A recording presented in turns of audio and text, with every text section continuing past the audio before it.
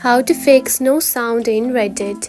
If you are experiencing no sound on Reddit, here are several troubleshooting steps you can follow to fix the issue.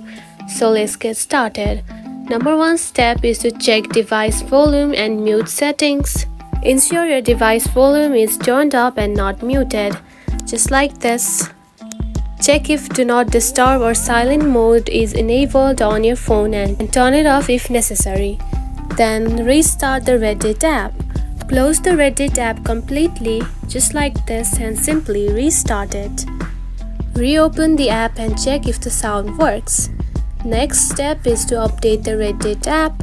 Check for any updates for the Reddit app in your App Store. Go to the App Store just like this, then tap onto the search bar and type Reddit just like this and tap on it. And if there is the update version, simply update it. If the above steps don't work, try uninstalling and reinstalling the Reddit app.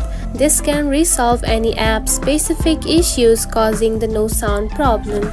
Now to just remove it, simply keep on tapping on it just like this and tap on to remove app, and after doing that, simply reinstall it. And that's it. This is how you can fix no sound in the Reddit.